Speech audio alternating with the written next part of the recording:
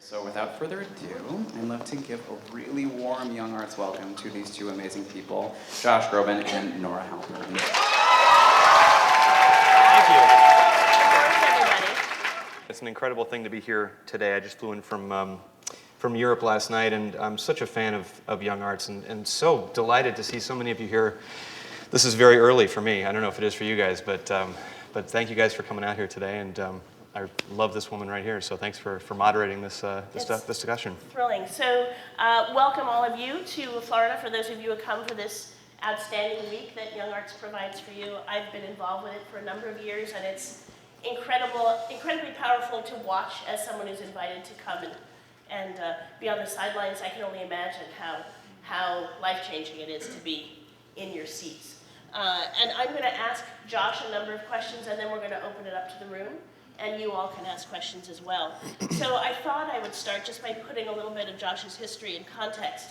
I mean, in this room now we have young artists from all over the country. So some are from major cities, some are from rural communities. And not too long ago, Josh was exactly where you are. So a student looking for a community of like-minded peers who felt that the arts were really at the core of their interests. So I thought we could put your background into context just a little bit. I know you grew up in Los Angeles and are the son of a public high school art teacher, and a dad who's a businessman but also a mean trumpet player and worked as a performer. So Yeah, he played trumpet in college, and then his mom said that's no way to make a living, so he got into business, and he put the trumpet away for a long, long time. This Christmas, my brother and I got him to take the trumpet out. Any trumpet players here today? Probably not. Really? All right. I see hands. Fantastic. And he played a little bit. He can still play. But when I went to testify to Congress for arts education with Americans for the Arts, that you so generously hooked up for us, I got to do it with Wynton Marsalis. And Wynton talked to my dad and was like, hey, have you played the trumpet? And he's like, I haven't really played for 30 years. I'm an executive search guy now. And he's like, I'm going to call the house when you least expect it. And I want to make sure, I want to hear that you've been practicing. And sure enough, he's been practicing, and he called. He did? So, yeah, he did. Oh, So he got to his word. Yeah. But yeah, they're both very artistic parents that were also kind of very rooted in making sure you get the proper education and having to really work hard for it. And so I grew up in LA, but by no means did I have like LA stage parents. They were very rooted in that foundation. Yeah, and the arts really were at the core of your house in many ways. Completely. Yeah, no, I mean, the nice thing about growing up in a city like that is that, if you choose to, you can venture out beyond, it was just Nickelodeon all day long for me and my brother.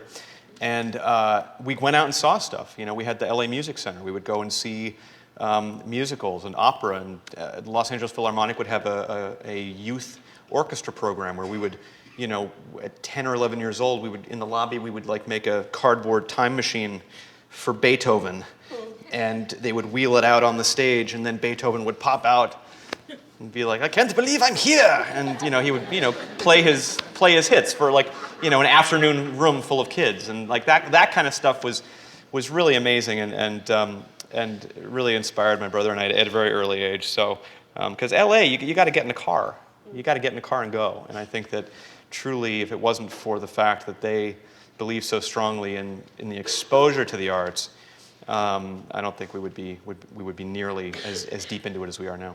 It must have been very trippy for you as a LA-filled young person then to play opening night at the Disney Hall. At Disney it Hall, was very where trippy. I got to watch you sing. Yes, I got to sing with John Williams, and I got to help open that hall. Anything like that, where you see a new cultural institution open up in a city that you grew up inspired by those things, is incredible. And for all of you, I mean, you probably all come from all over the country, I would imagine, and that's, I think, as you all dive deeper into this and grow into your craft and grow up, I think truly, out of all the accomplishments you all are bound to have, that's one of the greatest experiences. And when you get to take it back home and see an area that you grew up in, sing at that theater that gets built that you used to go, that area you used to go to.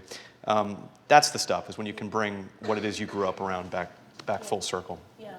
So do you remember, I mean, you grew up around music, around visual arts, but do you remember the moment when you realized, oh, well, maybe this is something, I won't take my grandparents' advice and do business. I think I will pursue the arts. Yeah, probably. I mean, I was a very young 7th grader It's why I grow a beard now, because I was 13 going on 9. And so, it was awful. It was horrible. I mean, junior high is hell. And so, and especially being kind of more of a creative kind of soul, I guess, at that age. Like I tried to, join the football team and all that, but they just weren't having it. So having a teacher that pulled me out and kind of saw that I was the shy kid in the back of a choir and said, "Hey, I think you've got a really nice voice. You should do a solo at whatever it was, this cabaret night or And he pulled me out and he had me sing, and I thought for sure it was just going to be wedgies for 8 years after that. But it was a really definitive moment for me, because it wound up being a great success. I sang a Gershwin song, "Swonderful," in a very high voice. And but well, thanks everybody. It was like Mickey Mouse. It was like Mickey Mouse going up there. And this was before Twitter, thank God. But it was great. I got a standing ovation from my class, and like all the kids that had been really mean to me. And this is kind of a glorified thing. I'm not sure that necessarily that would. I feel like kids have gotten meaner since then. But it was, at the moment, it was great. And my parents were there, and they didn't know I could really even sing. So I invited them. I'm like, I'm doing this thing, and I don't want you to know about it. And I realized that was my true form of communication. All this time I was trying to find the thing that would make me fit in. I was trying to be funny, or I was trying to do the sports teams or whatever. I was trying to get to know people, and I just was swinging and missing. And all of a sudden I did this thing that I was for sure was going to be my demise, my social demise. And it was the thing that people went, yeah, keep doing that. That's really good. So that was a really pivotal moment for me, because it not only made me realize what it felt like to express myself in that way. I realized I could sing. I realized that I wanted to keep singing after my voice changed, and it gave me that bravery that I don't think I would have had it not been for a teacher to say, "Hey, I think there might be something. Get up here and do it." So yeah, I was shy. I think your mom told me at one point that she heard this sound come out that she didn't even realize that you could make that sound. Who is that beautiful soprano? Yes. So then you grew a little older and found your way into a phenomenal public school in Los Angeles. Yes. Los Angeles County High School for the Arts. Is anyone here a LOXA alum?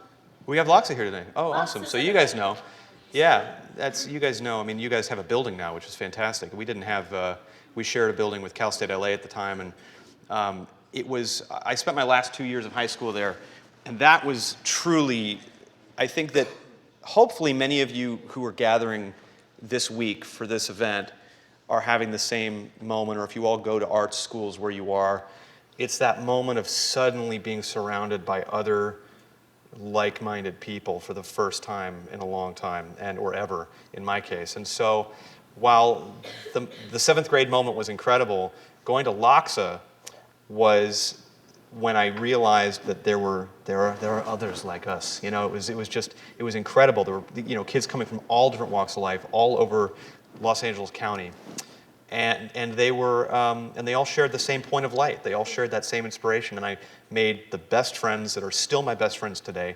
No friend that I've made in the biz can even hold a candle to the friends that I made during those last 2 years of high school. And so, yeah, LOXA is great, and going back there and seeing how it's grown has been amazing too. But what are your majors at LOXA? LOXA people, raise your hands. Dance? Jazz what? Trombone. Nice. And visual. Arts. And was there another hand in that corner? I'm dance.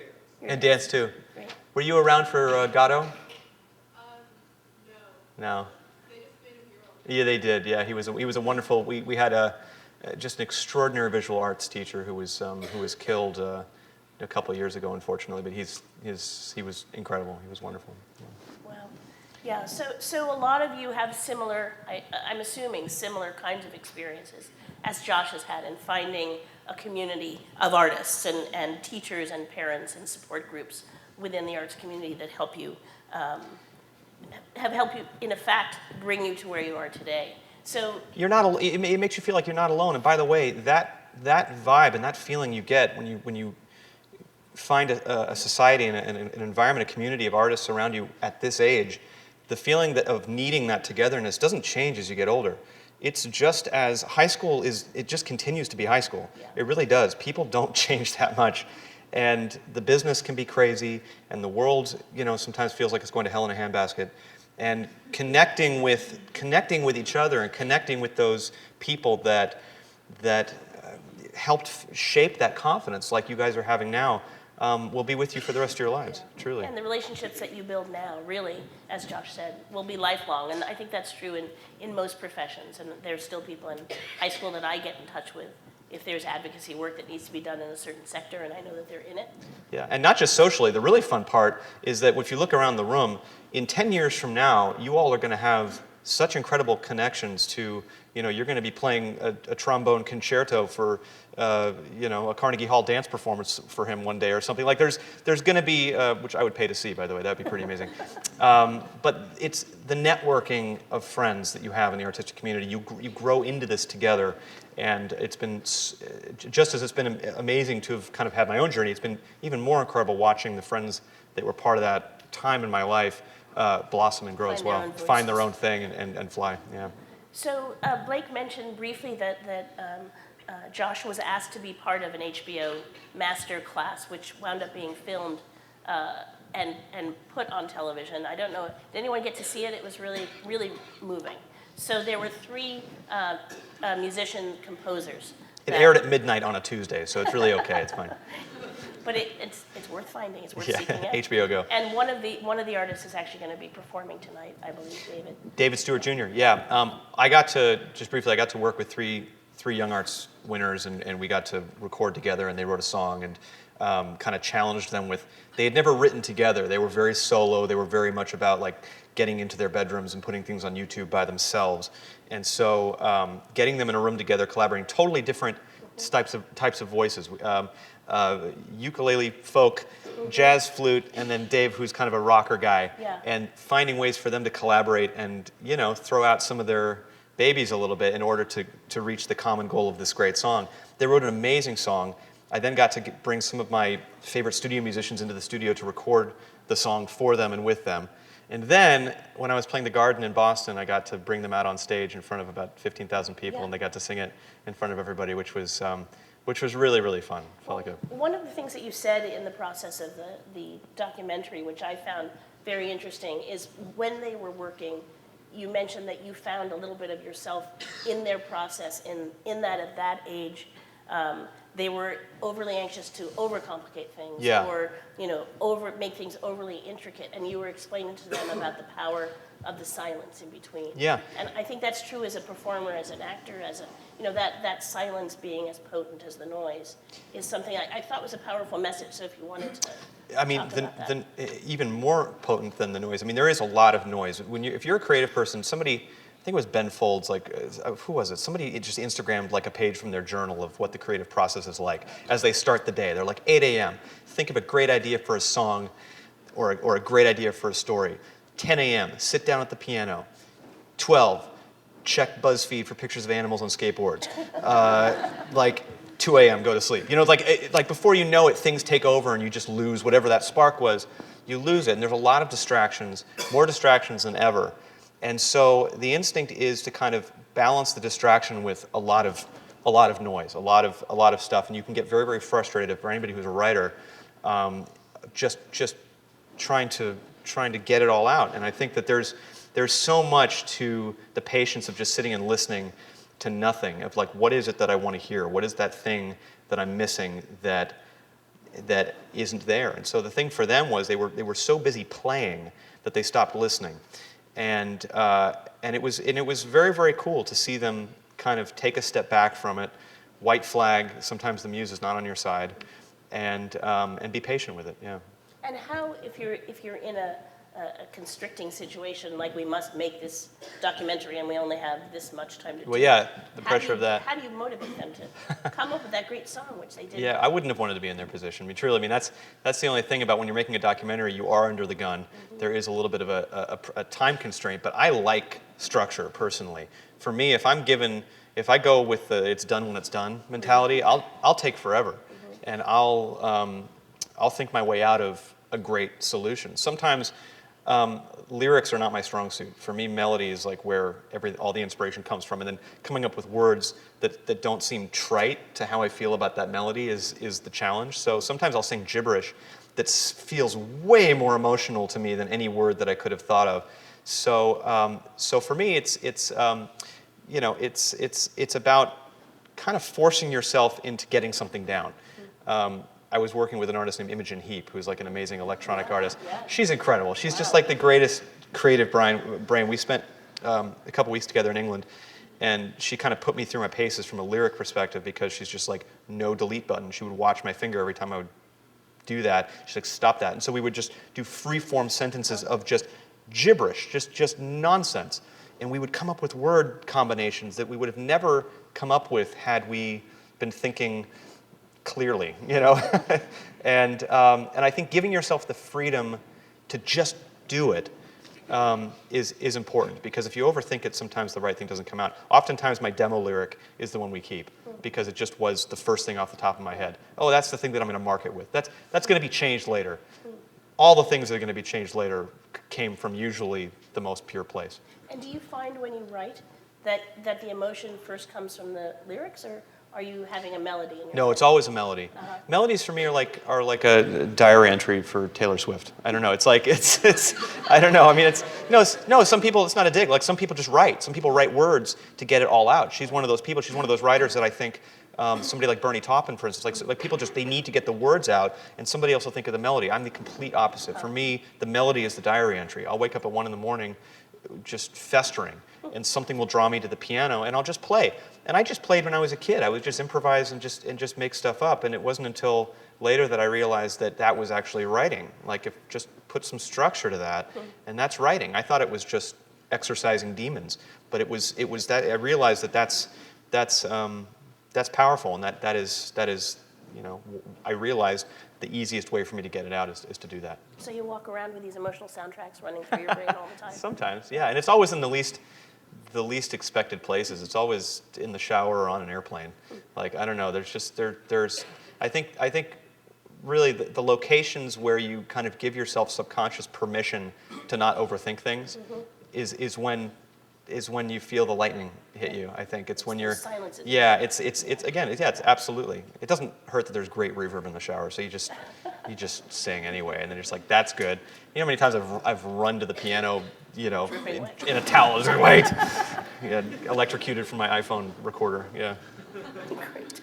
So you mentioned that you gave a trial by fire to your 3 students in the masterclass program by literally just announcing, by the way, I will be performing in front of 15,000 people in a couple of days, and you are too, kind of thing. And it's great to watch it on the documentary. But you yourself had your own trial by fire when you were very young, care of David Foster. So I was wondering if you could talk about how that connection began and what it led to. Sure. Well, I mean, I guess fortunately and unfortunately, I had to be a student and a pro at the exact same time. So when I'm talking about, that junior high experience of, I'm 13, 14, all of a sudden I'm being pulled out of a choir to sing my first solo. I was signed at 17, so there wasn't a lot of time period to fail, get back up, what did I do wrong? I was being thrown, when I think about how much growth had to happen between 13 and 17, and all of a sudden I'm singing for presidents and things like that, it was really quite insane. And so I never really felt like I allowed myself the true ownership of what it is that I do and what my voice can do until I was like 28, 29, because I needed to. The whole time, basically, I was in those first few albums, I was just terrified. I was just terrified that it was just all going to go away. I was terrified that it was going to slip up. I was going to do the thing that anybody who's a student is allowed to do, which is fail, and then nobody sees it, and then your teacher tells you what you did wrong, and then you go and you fix it so that when you have your glorious moment of, here's my album, you will have gone through all that crap. Right. Life doesn't work that way. Right. And I think that I was grateful that I had a door that opened for me when I was that age, but at the same time, there wasn't any real room for failure without it being very heavily noticed, because TV mixes suck. And so it's that's a pet peeve of mine. When you record an album, you have to sing like at 5 a.m. on Today's Show or something, and it's like they don't do that for actors. Exactly. They don't say like, and now to perform a monologue from The Elephant Man is Bradley Cooper, ladies and gentlemen. Yeah, no, they make you like, you spent a year recording this album? That's nice. Let's see how you sound at 6 a.m. We'll be the judge of that. Yeah, So. So talk about the moment where you had to stand in. With Oh, sure. Celine. So when I was 17, I was in high school, and I was working with a voice teacher in Los Angeles, whose son had gone to elementary school with me. So we kind of went to sleepovers and things like that, and he said, "Hey, I want to give you some lessons," and I took some lessons, and then he sent a tape to David Foster, who's a wonderful producer and the guy who kind of discovered me, and David listened to me and 5 other singers and picked me to do the governor's inauguration concert in Sacramento. I was, again, 16, 17, and he said, "We need somebody to sing All I Ask of You from Phantom of the Opera." And I knew that song really well, and so that was I kind of went from being a Loxa kid and doing kind of Fiddler on the Roof, and to performing in front of 20,000 people and for the governor. And it was incredible. It was a full orchestra, and I remember just thinking to myself, like, wow, people get paid for this? Like, this is really fun. And I gave David a hug, and I just said, thank you so much for this opportunity, and I didn't expect really to hear anything back. It was just a cool story I was going to tell my friends at school the next day. And then 2 weeks later, he's like, hey, yeah, you were pretty good at that thing. Listen, I'm at the Grammys. I'm here with Celine Dion and Andrea Bocelli, and Andrea's sick. Can't make it. He can't make it. He's on a plane. He's stuck. He can't make it. And I need you to sing this song I wrote called "The Prayer." It's called "The Prayer." And anyway, you were really good at this thing. And Celine's here, and we don't have a singer, so get your ass over to the Shrine Auditorium, and we'll see you at 3. And I'm like, like the story is yes, and I did it, and everybody was there. I said no. I was like, David, I'm a baritone. Andrea is like the highest tenor that I've ever heard in my life, and I don't, and again, this is how you can outthink yourself away from what is a golden opportunity. When you're 16, 17, 18, you think it's just all going to be ahead of you, and you're waiting for the right things. So anything that comes your way that is like a challenge or not necessarily feels like it's in your wheelhouse, it's so easy when you're that age to kind of say, I'll wait for the next one. It's like there were so many concerts I wish I could have seen. I had an opportunity to see Nirvana when I was younger, and I was like, I'll see him next time. Couldn't do it. Yeah, so you've got to take the opportunities, and so I said no to him, and my dad was like, who was that? I'm like, that was David Foster. Oh yeah, what do you want? He just wants me to come to the Shrine Auditorium in 3 hours to sing this very, very difficult song. Andrea Bocelli's not there, and you want me to sing it? Well, what'd you say? I said, well, it's too hard. It's too hard. I can't do it. It's just, what is he, crazy? Wait, come on, I can't do that. I got school. I'm fine. He calls me back 15 minutes later. He's like, hey, Josh, it's David again. Hey, yeah, I'm not sure you actually heard me correctly. I said I need you in 3 hours, so I'll see you there. And I'm not taking no for an answer. So thank God he called back, because seriously, that was it was incredible. So my dad and I drive to the Grammys at that point. We're at the Shrine in Los Angeles, and he didn't give me any passes or anything. So I'm standing at the side door, telling this enormous dude that I need to go in there and to replace Andrea. Yeah, it's like I'm supposed to sing with Celine Dion in about 45 minutes. So he's like, yeah. David comes out. I go in there. I mean, the whole thing was just such a crazy thing. I'm standing on the X like 30 minutes early, and they're like, "Where's this Josh Brolin? Who's this? Josh Groban? Goblin? Who's this kid?" And Celine comes out, and she's just draped in entourage, and just kiss everywhere. Oh, David has told me so much about you. She couldn't have been nicer. She was so sweet. And I'm just like, yes, hi. And then like, boom, the chords of the song start. And she's like, okay, let's begin. And I'm like, what is going on right now? I can't even describe it. It was just one of those things. And the only previous rehearsal of the song I had was in my bedroom to the CD of the song they had recorded 3 hours earlier. So I was just kind of like scrambling in my room to kind of rehearse it, and then suddenly I'm on stage with a mic, live, In and front of a zillion people. well, no, it wasn't live. That was a rehearsal. Oh, This was good. just the rehearsal. Okay. Thank goodness. No. They told me to buy a suit, which really freaked me out. But Andrea did make it and was able to do it. But everybody was in the audience watching it. People were waiting to rehearse. Steven Tyler was sitting out there. Madonna was sitting out there. This was kind of like an interesting era in the Grammys. This was like kind of before people like just stayed in their dressing rooms and didn't talk to anybody. Like people were kind of waiting to rehearse. And so Rosie O'Donnell was the host of the Grammys that year, and she had a huge talk show at the time. And she's like, "Hey, opera boy, hey, that was pretty good. You got 90 seconds to sing on my show next week. Come on out to New York."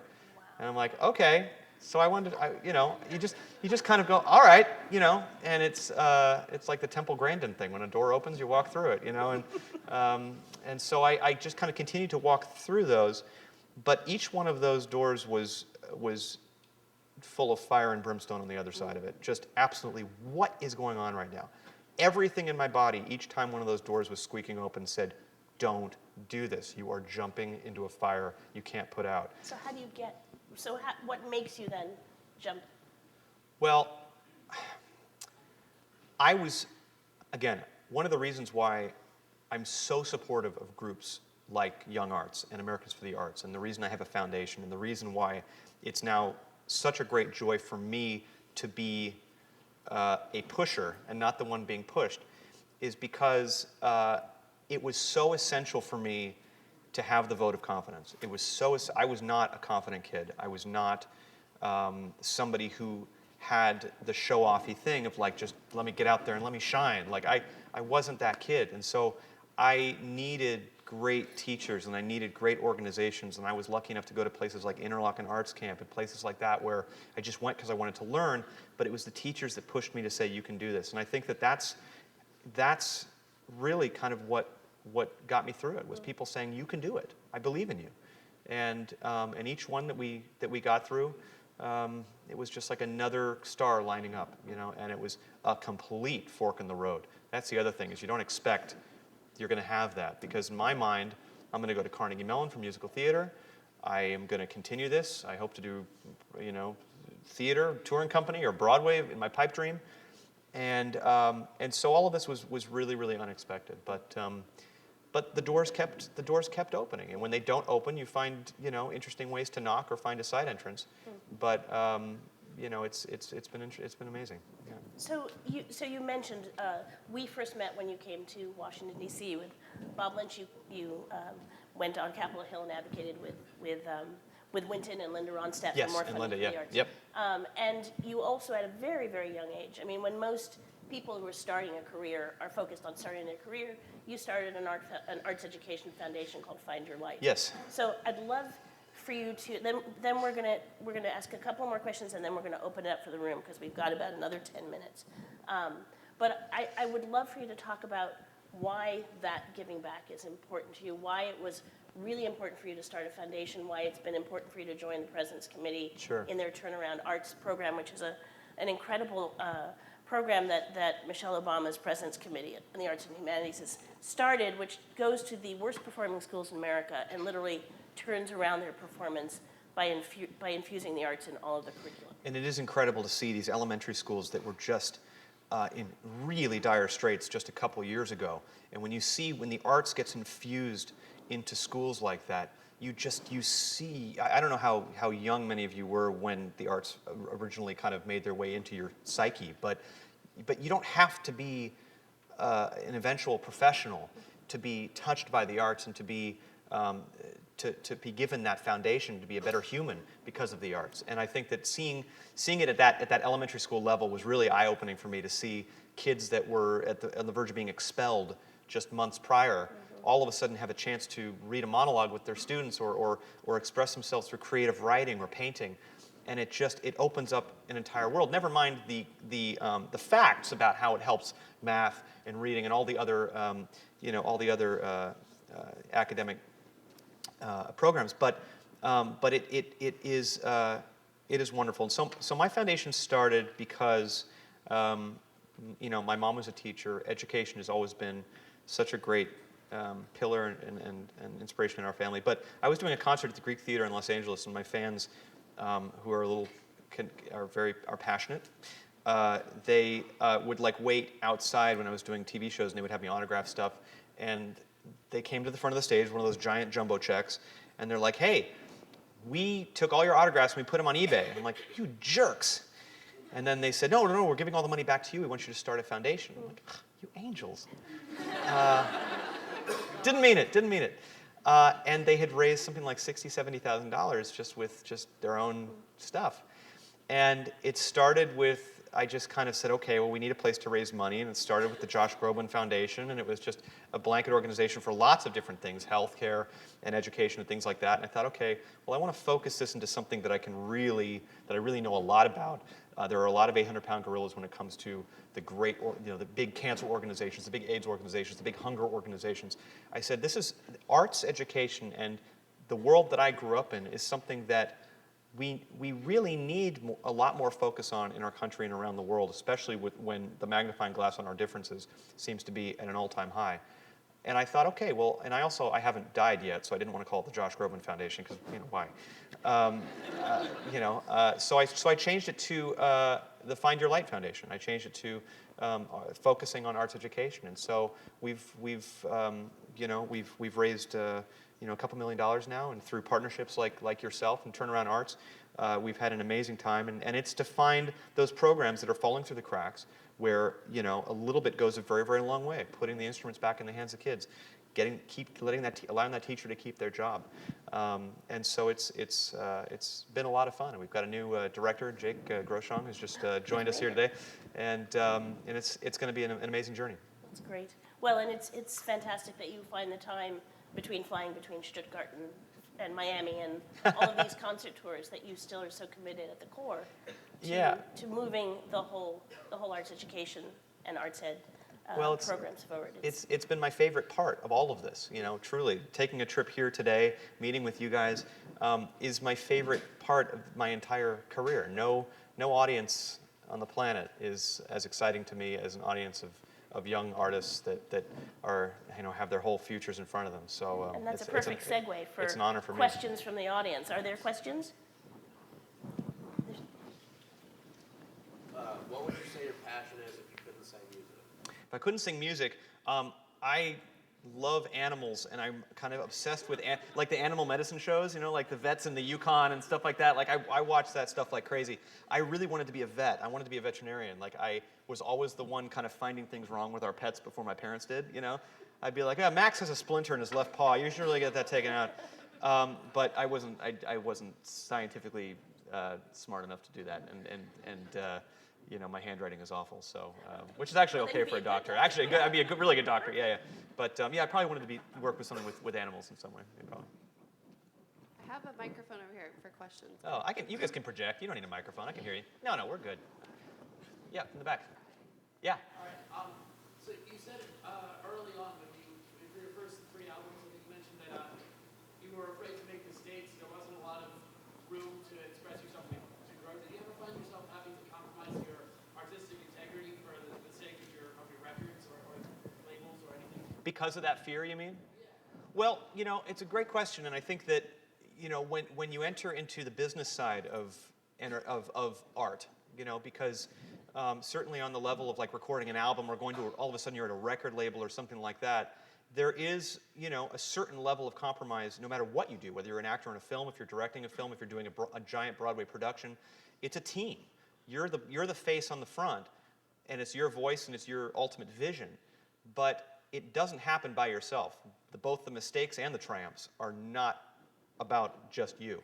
So there's a huge process, and I think that there probably was a little bit of fear early on in my career of just wanting to do the right thing, and I think that sometimes when you just want to do the right thing, you can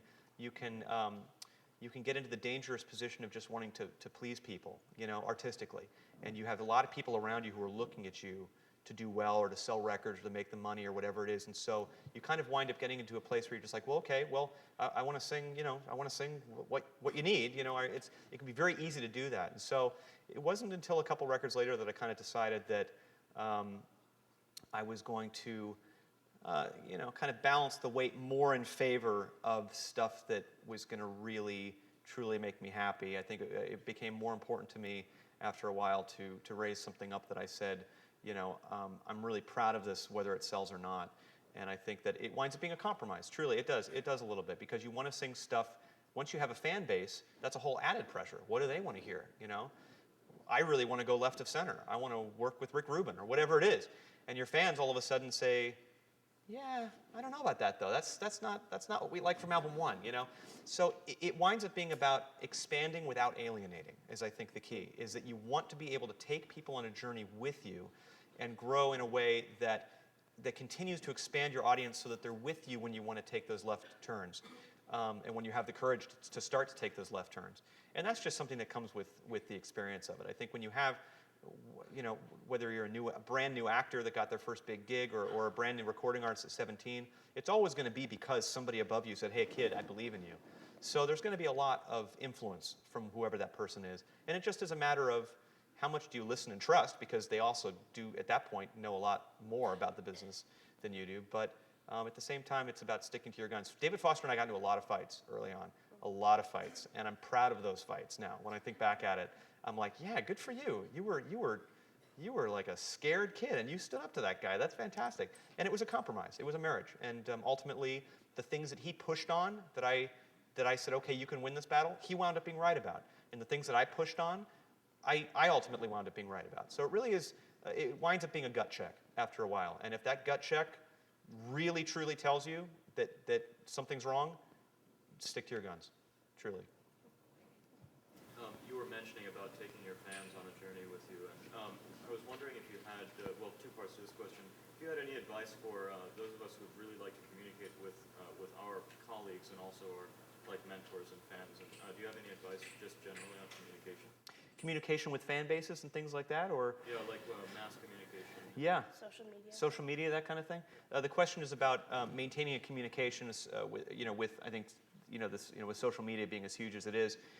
When I started, there was no Facebook, there was no Twitter, there was no YouTube, which You're so old. I'm so old. No, I feel like, God, I mean, that stuff is, the iPhone is only 9 years old or whatever. It's like, it's crazy. I remember I was at the first unveiling of iTunes in San Francisco, where I was just like, oh, Steve Jobs is going to show us this new thing, cool. He had a PowerPoint presentation. He's like, presenting iTunes. I'm like, well, that's an interesting idea. Okay, well, whatever. And little did I know it would be the end of the world, But the opportunities that you guys have now starting that I didn't have when I started are just beyond. The social media world right now can be an extraordinary tool, or it can be a big, dangerous waste of time. And it really is all about how you deal with it. Using social media to get the word out about something that you guys are doing and including them on things, totally great. Using it to troll negative things about yourself all day long, not good, not healthy. It's just a matter of how you use it. And I've actually admittedly had to get better at using it, because I love Twitter, but that it's the kind of medium where you can have 40 million followers, tell all 40 million of them your album is dropping next week, sell 100,000 copies. So it really is about, it's not everything. It's about, definitely you want to keep with it, you want to keep the energy alive around you, and you want to keep people aware of what you're doing, but it does not translate into sales, I've found. Sure. Wait, Jeff, Yeah. Do you think you would have started the organization if you didn't have the platform that you have? Would I have started the organization if I didn't have the platform that I had? Great question. I think that having that platform certainly made it a lot easier, and having fans that gave me that initial donation kind of pushed me probably sooner than I would have to start something, to be honest, because it's a big undertaking. We've been doing it now almost 10 years, and I feel like pretty much right around now, I'm getting my grasp of truly what it takes to make a foundation of this nature fly. And it's through people like Nora that I've been able to have that masterclass of what it means to build a foundation and for it to really, really work. It's a great responsibility to have a platform, and it's a wonderful thing, and you can use it for good when that happens. And I think it's something to strive for any of you, that if you ever when you get to that place, what you choose to do with it for good. And I think that had I not had that platform, I would have definitely gotten involved in some way. I'm not sure my name would have meant as much. So I would have been happy to have just performed things, as needed. But I would have foundation work and arts education work. Maybe I would have been a teacher. Getting involved in some way is definitely something that I would have done. This is just what the path meant for me at that moment. So we have one or two more questions. Sure. So, Rick, what is- Hi. So I was wondering, I know that, well, what I've heard and seen as a touring artist is that you often have to get used to the idea of sort of like solitude and being on your own, I guess, in terms of like relationship Yeah. or, constantly traveling and not really having like a home base or not being able to access that home base often. Yeah. Do you think that it's essential to be comfortable with that, to lead like a touring lifestyle? The question is about nomad life when you are a solo artist or when you're in the arts and you're touring, if you're in a theater company or whatever. Being an artist is lonely. It is in a lot of ways. But when you compound that with the travel, I've been traveling alone this whole month. And it's tough. Home is where the pillow is sometimes, and and you're kind of living out of a suitcase. And when you're a solo artist, you live a solo life. It's kind of better when you have a band or a group or a cast. If you're traveling with a touring company or something, I think there's a little bit more camaraderie, I think, that is involved with that. Or you all hate each other and you want to be alone anyway. But for me, I think, I've been doing it for so long that actually I found myself getting too used to it, that I found myself becoming a little bit of a hermit because of it. Like if I wasn't, in my room ordering room service all night, then I didn't know what to do with myself, So I think that I've had to push myself actually to be more social and because when you do a 100-city tour, it's easy to just see the entire world through a hotel window if you don't push yourself to get out. And then when you also add the fact that you're known for singing and your instrument is within you and you're not getting a lot of rest and you're on a tour bus all night and you're expected to be at top game, every single night, it's very easy to just kind of get into your own little cocoon and just push the rest of the world out. And I think that the more that I've made myself get out there and the more that I've allowed myself to not feel so fragile, the better I've actually done. And I realize I've had my back to this side of the room. Are there any questions? I guess one more. So, the young woman back there? Yeah. Yeah, you. Hi. So you said that when you were younger, you really wanted to perform on Broadway. Yeah. Would you ever consider going back to that, maybe performing? Because I think you'd make a killer grandpa. Oh, thanks.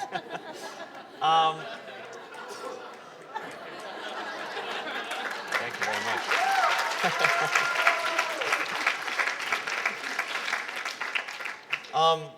Thank you for that question. Yeah. Yes. When I talk about that fork in the road, I was on my way. I was 6 months into my musical theater training at Carnegie Mellon when I got the contract, and it was one of the toughest decisions of my life. I remember sitting on my dorm bed and thinking to myself, okay, I've got 4 years left here, where at the end of it, I'm going to be showcasing, hopefully, for some producers, and I've got David Foster and a record deal here waiting for me in Los Angeles. And I remember thinking to myself, whatever choice you make, there's the old thing of flip the coin, and however you feel when that coin lands, it's that gut check I was talking about. If your gut kind of goes, ugh, when it lands, just flip it over. It's truly. And so that was kind of what I did. And I was like, okay, this is something that I need to pursue. This is a door that's opening that doesn't come around very often. So I took a leave of absence, and I would have gone back. It all worked out for the best. But my original passion for theater and for Broadway and for musical theater has always been kind of one of my big driving forces. And so you talk about that compromise, and you talk about when you're in a big company and you're things like that. I have been pleading with my record label for the last few years to let me make the album that I'm just finishing up now, which is a Broadway music album. And so it's done. I've got one more. So. Because I you know what it was I just did Barbra Streisand's last record, and she asked me to do Somewhere with her from West Side Story, and I was just like, look, this can sell, And they're like, oh, all right. So we're just finishing up a few duets right now for that record, and it's a labor of love, I'm going to London in 4 days to do that with the London Symphony at Abbey Road, and it's going to be probably one of my favorite things that I've ever recorded. So after that's done, we're going to be doing a tour, a theatrical tour of the songs from that album. And then that's just, for me, that's just a precursor to eventually doing a Broadway run of something. I would love to do it. So yeah, thanks. I don't know if it'll be the guy in the mask, but we'll see one day. Yeah. I remember when I was 10 years old, I took like a paper mache class at my school or whatever, and everybody else was like making robots and dinosaurs, and I made the Phantom Mask. And I was like, one day I will, I'll kill you all. Right, yeah. Well, Josh, thank you so much, and thank you for being the artist that you are, and the advocate that you are, and the teacher that you are. Well, thank you guys for having the passion that you have. Truly, it's an honor to sit in front of all of you, and it's an honor to be able to continue throughout the last many years. I can see something that you guys don't, which is kind of the hindsight of knowing now what's in front of you, that you have no idea the journey that you guys have ahead of you. And I think that you obviously all are here. You have amazing heads on your shoulders. Stay humble, stay excited, stay wandering and wondering. And I can't wait to see what you all accomplish, and hopefully I'll see some of you tonight. So thanks for having me here this morning.